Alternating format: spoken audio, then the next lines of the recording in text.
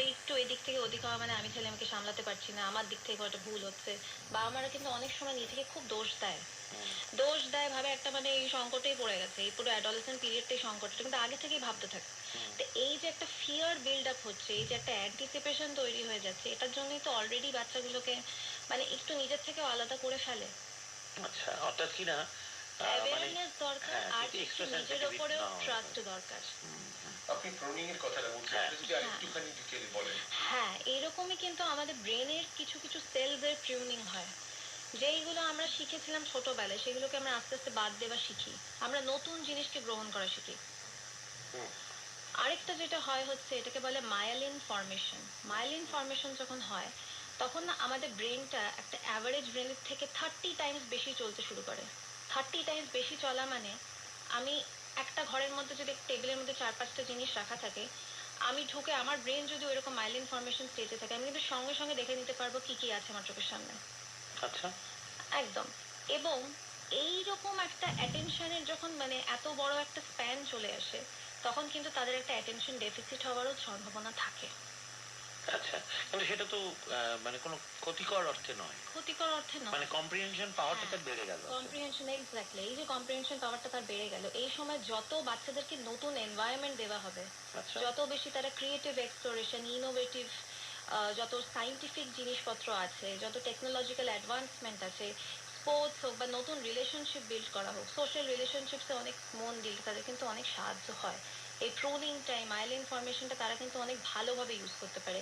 এবার ধরুন এত যার অ্যাটেনশন স্প্যান, তাকে আমরা সেই এনভায়রনমেন্টটা দিচ্ছি না, তখন কিন্তু সেটা উল্টো দিকে চলে যেতে অনেক বেশি সম্ভাবনা বেড়ে যায়। এইখানে একটা একটা ন্যাচারাল প্রশ্ন সঞ্জয় এসে যায়, সেটা হচ্ছে যে মানে যেটাকে আমরা অ্যাডোলেসেন্স বলছি, খুবই লম্বা একটা সময়কে বলছি, কিন্তু তার একটা খুব বড় অংশই হচ্ছে কিন্তু ছাত্র জীবনের একটা খুব ক্রুশিয়াল স্টেজ, মানে middle school, high school, college এবং ইউনিভার্সিটি।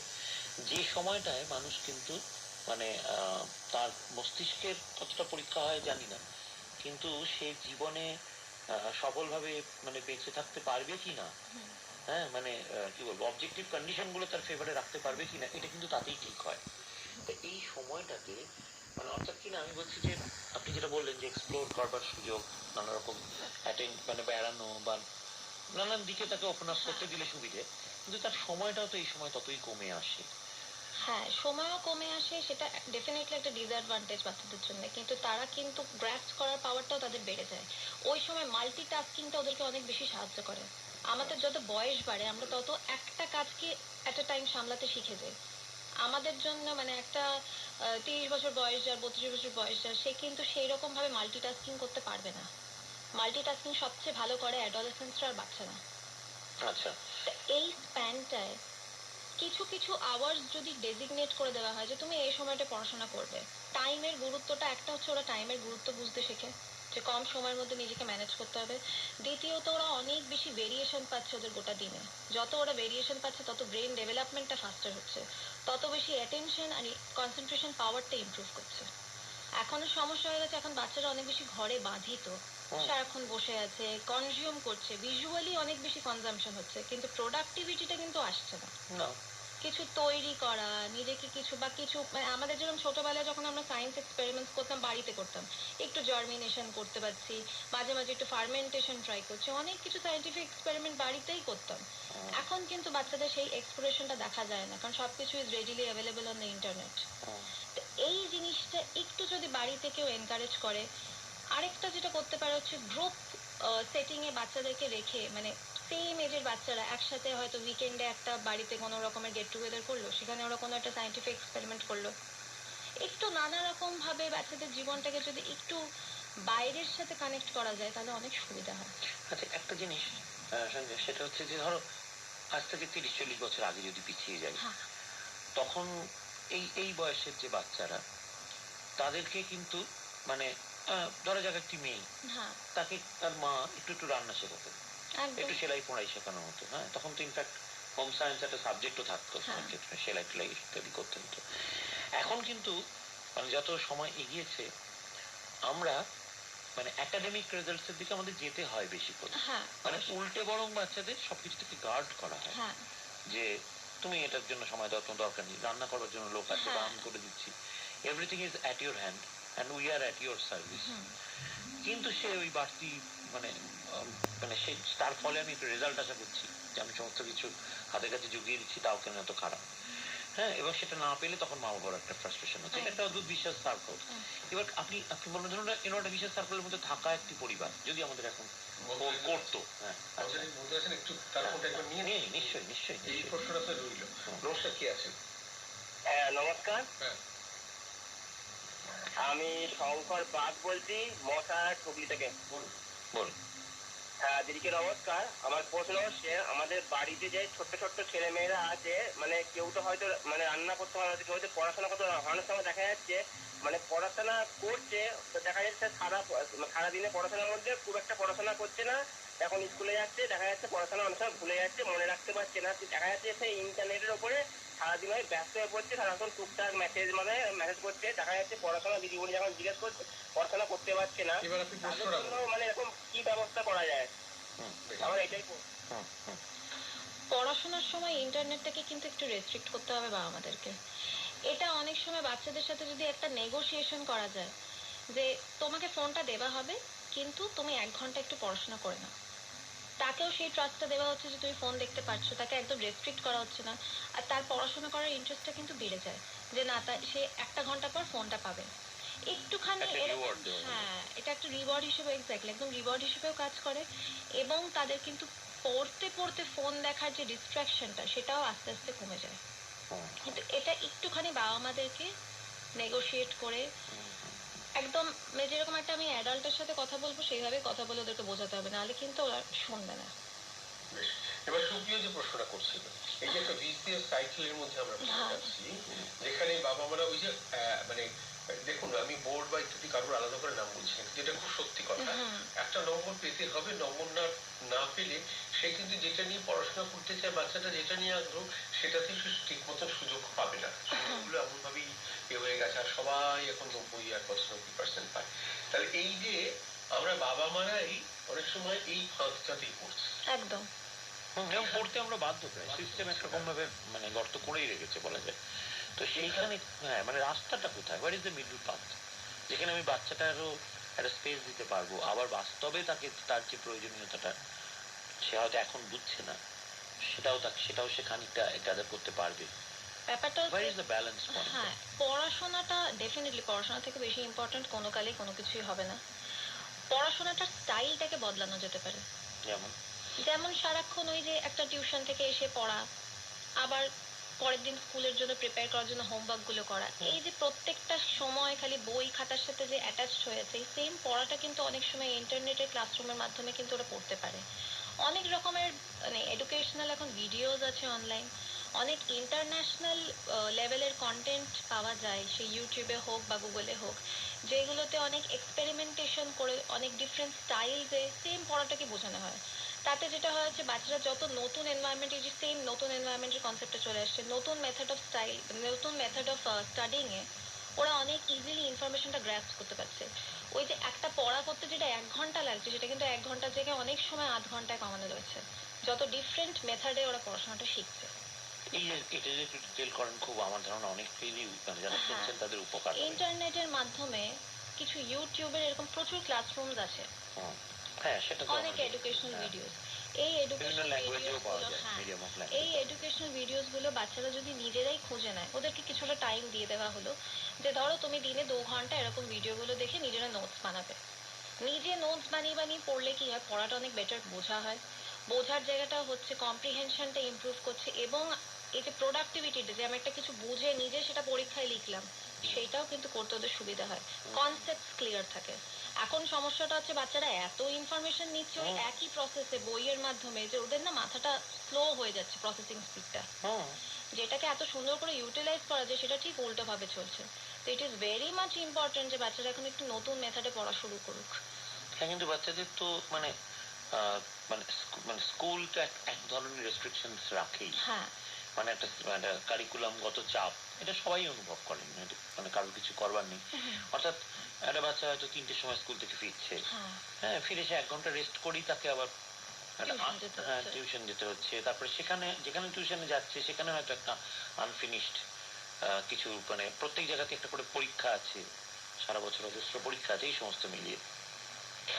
ছোট্ট একটা বিজ্ঞাপন বিরতি নেব, নিয়ে আবার ফিরে আসছে। বন্ধুরা সঙ্গে থাকুন, ফোনে থাকুন, আমাদের অতিথি রয়েছেন আমাদের সঙ্গে প্রখ্যাত মনস্তত্ত্ববিদ পূজা সেন। সুপ্রিয় সঞ্জয় আপনাদের সঙ্গে, আর আপনারা রয়েছেন 22488085 এই নাম্বারে হোয়াটসঅ্যাপ করতে পারেন 9903059992 এই হোয়াটসঅ্যাপ নাম্বারে। আর অবশ্যই আমাদের প্রোগ্রামে যে ফেসবুক পোস্ট সেখানেও আপনি ইনবক্স করতে পারেন। চলে আসুন, সরাসরি কথা বলুন আমাদের অতিথির সঙ্গে।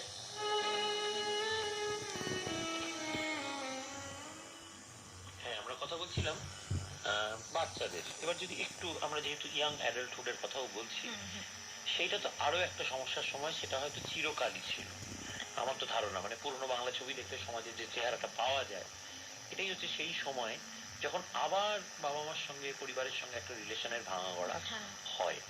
সে এখনকার দিনের বাচ্চারা তখন মানে নাইট আউট করতে শেখে, প্রথমে হয়তো পুজোয়, তারপরে অন্য কোনো ফেস্টিভ্যালে, আজকাল কি যেন একটা হয় আবার স্লিপ ওভার পার্টি, হ্যাঁ এইসব হবে।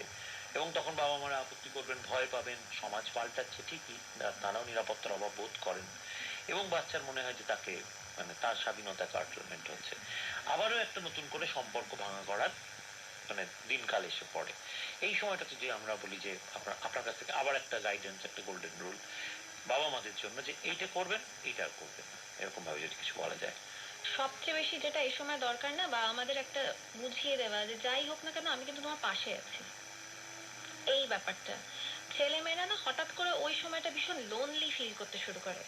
মানে একটা তো প্রেশার চলে যে ভালো চাকরি পাবো কিনা, ফিউচারটা কি হবে, কেমন স্যালারি এক্সপেকটেশন, নিজেকে কিভাবে রাখবো ভালো করে, একটা একাকিত্ব বোধ আসতে শুরু করে। ওই যে একাকিত্ব বোধটা সেটিং করে, তখনই কিন্তু একটু নেশাগ্রস্ত, এই যে সিগারেট খাওয়া বলুন বা কোনো ধরনের নেশা, ইনফ্যাক্ট অনেক রিলেশনে জড়িয়ে যায় যে রিলেশনগুলো তাদের জন্য ভালো নয়। হ্যাঁ, একদমই তাই। সেই সেটা ওই এই বৈচিত্র্যেরই জায়গাগুলো, সন্ধানে হয়তো বা। হ্যাঁ, এই সেই রিলেশনে গিয়ে কিন্তু কিছুই না, সেই আলোচনাগুলোই হয় যে বাড়িতে এই সমস্যা হচ্ছে, ওই সমস্যা হচ্ছে, বাবার সাথে এটা নিয়ে মতে মিল হচ্ছে না। তো একটু যদি বাবা মারা বুঝিয়ে দিতে পারে যে তোমার বিপদে কিন্তু আমি আছি, তুমি আমার উপর ফল ব্যাক করতে পারো অসুবিধা হলে, এই আইডিয়াটা কিন্তু তাদেরকে অনেকটা পুশ করে ফরওয়ার্ড। আচ্ছা আচ্ছা আচ্ছা। আরেকটা সমস্যা আপনি নিজেই বললেন, সেটা হচ্ছে যে addiction towards many such things, যেগুলো হেলথের পক্ষে খারাপ। ইনফ্যাক্ট আমরা একটা সময় আমরা নিজেরা এটা মানে এক্সপিরিয়েন্স করেছি যে কিছু কিছু নেশা, বিশেষ করে ধূমপান জাতীয় নেশা, যেগুলো খুব সহজলভ্য, সেগুলো কিন্তু একটা সময় সত্যি একটু ডিপ করেছিল, সত্যি সমাজে কমেছিল, আগে যতটা দেখা যেত তার তুলনায় কমেছিল। ইদানিং কিন্তু আবার এটা একটা জেন্ডার আইডেন্টিটির প্রশ্ন হচ্ছে অনেক ক্ষেত্রে। মানে ইয়াং অ্যাডাল্ট ছেলেদের তারা তারা নন স্মোকার, কিন্তু মেয়েদের মধ্যে স্মোকিংটা প্রবল হারে বেড়েছে, এবং সেটা একটা বোঝা যায় সেটা একটা সোশ্যাল স্টেটমেন্ট, যে একটা ছেলে যদি রাস্তা দিয়ে হাঁটতে হাঁটতে স্মোক করতে পারে, ভাই নট আই। এবং সেইখানটাতে তার কাছে অ্যাডিকশনটা প্রধানত হচ্ছে ওইটা, যে আমার আইডেন্টিটিটা এস্টাবলিশ করবো। এক্ষেত্রে বাবা মা কিভাবে বোঝাবেন, কিভাবে করবেন? মানে এটা তো ভালো নয় কারোর শরীরের পক্ষে। একটু বোঝানো উচিত প্রথম কথা, যে শরীরের জন্য মানে নিজের আইডেন্টিটি তৈরি করার জন্য যে শরীরটা খারাপ করতে হবে তার তো কোনো মানে নেই। না, কিন্তু এই বোঝার সেতুটাই তো থাকে না। অর্থাৎ মানে টাইম হ্যাপেন্স ওয়েন, এটা আমাদের সবারই নিশ্চয়ই অভিজ্ঞতা আছে, যখন হচ্ছে যে হোয়াট এভার দ্য মানে ফ্যামিলি সিনিয়র্স উইল প্রোভাইড, সেটাকেই সে মানে বাধা দেবে আর কি। বেস্ট হয় এই সময় যদি তারা নিজেরাই কোনো কাউন্সেলিং বা থেরাপির মধ্যে দিয়ে যেতে পারে।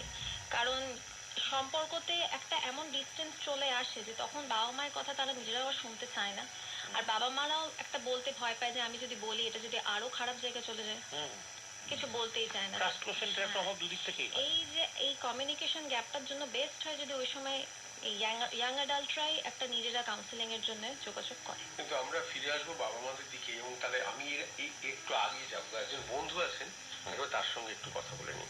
নমস্কার, কে আছেন? হ্যালো, হ্যাঁ বলুন, আপনি শুনতে পাচ্ছি আমরা আপনার কথা। হ্যালো, রেডিওটা বন্ধ করুন, রেডিওটা বন্ধ করুন। হ্যাঁ, দিয়েছি। হ্যালো, হ্যাঁ, শুনতে পাচ্ছেন তো? এবারে আমরা শুনতে পাচ্ছি আপনাকে। শুনতে পাচ্ছি? আমি হ্যাঁ, ঢাকুরিয়া থেকে এসকে পালিয়ে বলছি। বলুন। আচ্ছা, আপনারা তো এইগুলো বলছেন, কিন্তু মানে এই ছোট বয়স থেকে বড় হওয়ার মধ্যে, হ্যাঁ, আমাদের সময় তো খুবই আমাদের সময় এত মানে সময় লাগতো না এটাকে, আমাদের ক্যারিয়ারটাকে তৈরি করতে। হ্যাঁ, ফলে কিন্তু আমরা অনেকটা সময় রিল্যাক্স করতে পারতাম, এখনকার দিনের বাচ্চারা সেটা পাচ্ছে না। ঠিক। হ্যাঁ। আমার প্রশ্ন হচ্ছে যে এই সময়টা এই স্কুলে কলেজে জায়গায় যে পরিবেশটা এখন তৈরি হয়েছে তখন অতটা ছিল না। হ্যাঁ, এটা পরিবর্তন তো হয়েছে। হ্যাঁ, আমরা প্রশ্নটা শুনি। হ্যাঁ, এবার প্রশ্নটা বলুন আপনার। হ্যালো, হ্যাঁ, হ্যাঁ, আমার প্রশ্নটা শুনতে চাই। আমরা শুনতে পাচ্ছি আপনাকে। আমার প্রশ্ন হচ্ছে যে এখনকার দিনে বাচ্চারা যে এটা আমার সময়টা পাচ্ছি না, আমরা যেটা পেতাম, তাহলে এখানে স্কুলের কলেজের এদের ফাংশনটা কি হওয়া উচিত, এইটাই আমি জানতে চাই। বেশ, আচ্ছা, আপনি বলতে চাইছেন যে বোর্ড বা এডুকেশন সিস্টেম যারা কন্ট্রোল করেন, অথবা ইনস্টিটিউশন গুলো যারা চালাচ্ছে, হ্যাঁ, তারা কিভাবে ভাববেন? বাচ্চাদের পড়াশোনার বিষয়ে বলার চেষ্টা করছেন? না, উনি যেটা মনে হচ্ছে উনি বলতে চাইছেন যে আমাদের সময়টা ঠিকই, একটা সময় এত কারিকুলামের চাপ ছিল না, হ্যাঁ, সেটা হ্যাঁ, ছিল হ্যাঁ। ঠিকই। এখন তাদের উপর প্রেশার অনেক বেশি। মানে একটা সময় তো ধরুন এই যে মানে সারা বছর ধরে পরীক্ষার যে সিস্টেমটা তৈরি করা হয়েছিল এই কারণেই, যে যাতে হাফ ইয়ারলি এবং অ্যানুয়াল, আমাদের সময় যেটুকু দুবার মাত্র পড়াশোনা করতে হতো বছরে, তো মাঝখানে তো ক্লাস টেস্ট জিনিসটা আনাই হলো এই কারণে যে ওই দুটো দিনের উপর যাতে ভরসা না করতে হয় সারা বছর। হ্যাঁ। কিন্তু কার্যত আমাদের দেশে যেটা ঘটেছে সেটা হচ্ছে যে এই half yearly, first term, second term এবং অ্যানুয়াল সবটাই ইম্পর্টেন্ট। আবার ক্লাস টেস্ট গুলো ইম্পর্টেন্ট, উইকলি টেস্ট, তার নাম্বার আছে, প্রজেক্টের জন্য নাম্বার আছে, সারপ্রাইজ টেস্টের জন্য নাম্বার আছে, অর্থাৎ তার পালাবার কোনো পথ নেই। হ্যাঁ। মানে আমরা যে সময়টা পেতাম যে ঠিক আছে 1 মাস মাসির বাড়ি ঘুরে আয়, অসুবিধা হবে না, বা এখন তো 2 মাস দেরি আছে অ্যানুয়াল পরীক্ষার। এখন কিন্তু সেই সময়টা কখনো কারোর কোনো রিল্যাক্স করার সময় নেই, না আছে বাবা মার, না আছে ছেলে মেয়ে। এবারে উনি বলতে চাইছেন যে এটা এর সমাধান কিভাবে হতে পারে। এর সমাধান অবশ্য আমাদের পক্ষে দেওয়া সম্ভব নয়, তবে এমন একটা হতে পারে বোধহয়, কি জানি, আমি জানি না। যদিও এখন ন্যাশনাল এডুকেশন পলিসি যেটা তৈরি করা হয়েছে, হ্যাঁ। ওটা ইমপ্লিমেন্ট করতে ধরুন আরো 1-1.5 বছর তো লাগবেই। আশা করছি সেটাতে কিন্তু অনেক চেঞ্জেস এই বিষয়ে আনা হচ্ছে। মানে এই এটা যে, কি বলছি? হ্যাঁ, এই যে 10-এর পর যে ভাগাভাগিটা হতো, হ্যাঁ, সায়েন্স কমার্স, এই প্যাটার্নটা কিন্তু চেঞ্জ করে দিচ্ছে। হ্যাঁ, হ্যাঁ। এটা কিন্তু এখন আবার সেই যেটা আগেই হতো, ওই ক্লাস 9-10 থেকে চেঞ্জটা চলে আসছে, সেরকম কিন্তু করে দিয়েছে। হ্যাঁ। এবং সাবজেক্ট গুলোতে এত রেস্ট্রিকশন নেই যে সায়েন্স মানে তোমাকে ওই ফিজিক্স, কেমিস্ট্রি, বায়োই নিতে হবে। নানা রকমের সাবজেক্টের কম্বিনেশনে কিন্তু জায়গাটা খুলে দিয়েছে। এটা একটা। তো এতে কি হচ্ছে, বাচ্চারা কিন্তু অনেকটা নিজের ইন্টারেস্ট বেস যখন সাবজেক্ট পড়ছে তখন কিন্তু পড়াতে ওই সারাক্ষণ না। পড়াতেও সে ইনভলভ থাকছে না। তারও মনে হচ্ছে না যে আমাকে এই ছুটি বাদ দিতে হবে, সেই ছুটি বাদ দিতে হবে জাস্ট পড়ার জন্য। বাবা মারাও দেখছে যে বাচ্চা পড়াতে নিজেও ইনক্লাইন থাকছে, তারাও সেই প্রেশারটা ফিল করছে না যে তুমি এবার পড়তে বসো। এটা একটা। আরেকটা যেটা এখন করা হয়েছে, কলেজের এডুকেশন সিস্টেমটাও কিন্তু পাল্টে গেছে। কলেজে আগে যেটা ছিল 3 বছরের ব্যাচেলার্স ডিগ্রি, মাস্টার্স 2 বছরের, এখন কিন্তু সেটা চেঞ্জ হয়ে গেছে। এখন সেমিস্টার ভিত্তি হচ্ছে, এবং যেটা হয়েছে ব্যাচেলার্স কিন্তু 4 বছরের হয়ে গেছে। এই 4 বছরের ব্যাচেলার্সটার মেইন কারণটা, উদ্দেশ্যটা ছিল যে মাস্টার্সটাকে 1 বছর করে দিল। তার সাথে বিদেশে যারা বাচ্চারা অ্যাপ্লাই করছে, বিদেশে অনেক সময় কিন্তু 4 ইয়ার ব্যাচেলার ডিগ্রিটা দেখাতে হয়। সেটার জন্য কিন্তু তাদের কি হচ্ছে, তাদের এক্সট্রা একটা মাস্টার্স করতে হচ্ছে না, তারা কিন্তু একবারই ব্যাচেলার্স দিয়ে বেরিয়ে যেতে পারছে। এইগুলো বন্ধু কিন্তু একজন কিছু, রয়েছেন। হ্যাঁ। হ্যালো, নমস্কার। নমস্কার, আমি বিরাটি থেকে অভ্র ঘোষ বলছি। বলুন। বলছি আমার বয়স 41। আমার বাবা মারা গেছে 3 বছর হলো। মা প্যারালাইজ, ওই ঘুমের ওষুধ খায়, প্রেশার ওষুধ খায়। আমি একটা মেডিসিনের দোকানে চাকরি করি, সামান্য বেতন পাই। এবার আমি মানে ওই আমার পয়সায় তো সংসার চলে না, তাই আমি দিদি আমি সঙ্গে থাকি। তা আমি এই সব ব্যাপারে একটু একাকিত্ব বোধ করছি, মানে আমার দ্বারা কিছু হবে না, এইটাকে কাটাবো কি করে, এটা বললে আমি খুব খুশি হই। নমস্কার।